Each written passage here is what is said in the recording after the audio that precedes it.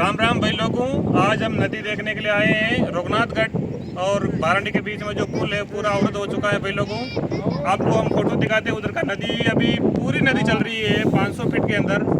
थोड़ा कैमरामैन से निवेदन है कि नदी के उस तरफ अपना नज़ारा दिखाए, कि पानी का नज़ारा उधर आगे से भी दिखाए कि पानी कितना आ रहा है नदी में। बहुत ज़ोर ज़ोर से पानी चालू है यहाँ पर।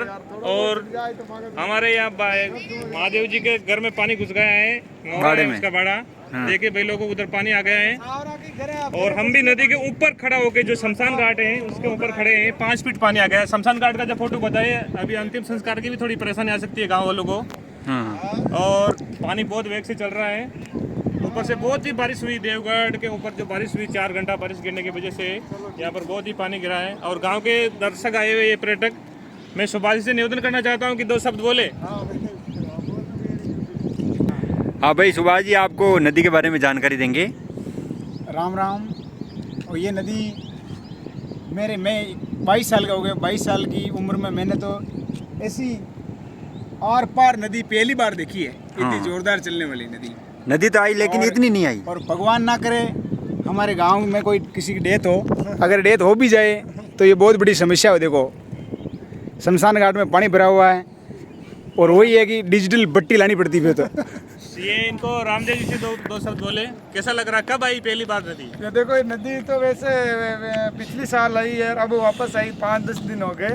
लेकिन इतना भयंकर विकराल रूप जो पानी दिख रहा है, आपको पूरा सीन दिख रहा है। संजय जी पूरा सीन बताएंगे। बहुत भयंकर पानी चल रहा है। और इतनी हमारी लाइफ में हमने तो नहीं देखी, 30-32 साल के हो गए हैं। और इतना विकराल रूप ले रखा। और चारों तरफ बहुत अच्छा नज़ारा भी बहुत अच्छा लग रहा है हमें।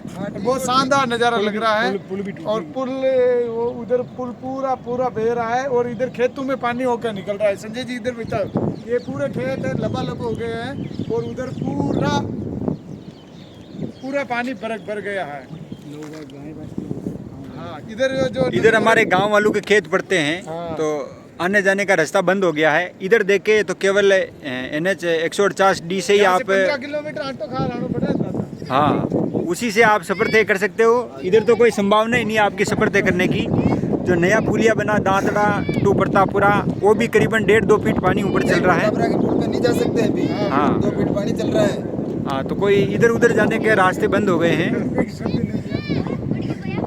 और की कहना था कोई का चैनल पे जी की तो अच्छी बोल रहे हैं। हाँ भाई, कमलेश अब खारी नदी के बारे में और विस्तृत जानकारी देगा। इन्होंने वो शोध किए हैं खारी नदी के ऊपर बड़े बड़े। तो पारस जी का हमारे गांव में आकर नदी का जो ये लाइव आपको बताने के लिए पारस जी का बहुत बहुत स्वागत।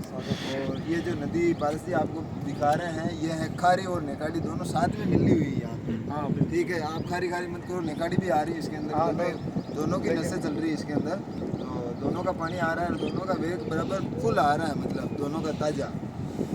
और नेकाड़ी नदी जो भीम साइड से आती है, और खारी नदी जो आगे बिजराइल की पहाड़ियाँ उधर से आती हैं राजसमंद में। और रास्ते में जो तांदड़ा बांध है, जो आसिन का सबसे पावरफुल बांध माना जाता है।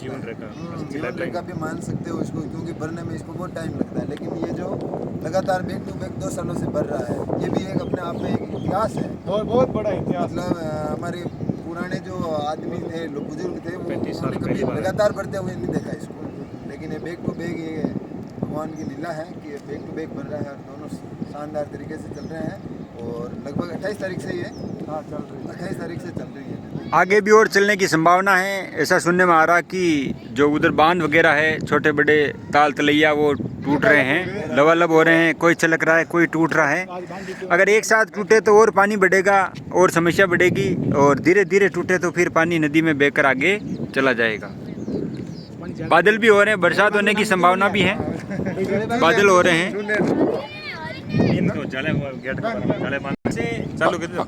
सेकंड चल रहे हैं। ये नदी यहाँ से आगे जाने के बाद में पानी इसका आगे प्रतापपुरा, अंटाली और सांपोला वाला पुल आएगा जो रोड पे बना हुआ। उसके बाद में खेड़ी मराइला होते हुए गड़िया डैम तक जाएगी, जिसे नारायण सागर डैम भी कहते हैं। और वो भी आज भरने वाला है। उसका थोड़ा पानी आगे जा रहा है विजयनगर गुलाबरा की तरफ। बाकी वो भी एक ही नाइट में इस नदी के पानी से, खारी नदी के पानी से लबालब हो सकता है। और अब वो भी होने वाला है, ऐसी सूचना मिल पा रही है। और उसके बाद में ये नदी आगे जाएगी, आगे गुलाबरा विजयनगर होते हुए धनोब सांगरिया होते हुए शाहपुरा ज़िले में बहती हुई, और टोंक ज़िले में एक जगह है राजमहल। राजमहल में खारी नदी का त्रिवेणी संगम होता है। बनास नदी और डाई नदी और खारी नदी, तीनों नदियों का संगम होने के बाद आगे ये नदी बनास नदी बन जाती है, और फिर बनास यमुना नदी में मिल जाती है, और आगे फिर ये बंगाल की खाड़ी हिंद महासागर में चली जाती है। हाँ, ये से समझे संजय जी, ये जहाँ से जैसे अपन एक बार समझे कि जहाँ से ये पानी आया है वो जल चक्र के रूप में वहाँ पर वापस चला जाएगा, यही लग रहा है। जल चक्कर है, जैसे बंगाल की खाड़ी से मानसून उठा, अरब सागर से मानसून उठा, और उसके बाद में जो स्थल भाग है धरती का उसमें बरसात हुई, और बरसात के रूप में वो पानी वापस बह के नदी के माध्यम से वापस समुद्र तक पहुंचेगा, तो ये जल चक्र कहते हैं इसे ज्योग्राफी की भाषा में। और ये जल चक्र बना रहता है। धरती के 70% भाग पर पानी है और 30% भाग पर ही स्थल भाग है। अच्छा, जो भी इतनी तबाही मचा रखी है, तो समुद्र में कितना पानी जाता होगा इसे आप अंदाज़ा लगा सकते हैं। और लगभग संभावना है ये जो पुलिया है रघुनाथगढ़ पुलिया, लगभग पिछले साल 1.25 महीने तक है, 1.25 महीने तक ये चला था। अब नदी का पानी वेग बढ़ गया। करीबन 2 महीने तक चलेगा। बिल्कुल वेग बढ़ गया है संजय जी। इधर देखो, इसमें ये थोड़ी बेर आ रही, देखो देखो देखो, ये इसमें मतलब यही लग रहा है कि इस नदी के आसपास में जो बाड़े बने हुए होंगे वो बाड़ों में कट गए हैं, और बाड़े का पानी इसमें आ रहा है। बाड़ा बेर आ रही। बिल्कुल बिल्कुल। चलो, जय हिंद, जय भारत, जय हिंद, राम राम भाई लोगों। इस पारस में गुजर पेज को ज़्यादा से ज़्यादा लाइव करें और फॉलो करें। जय हिंद।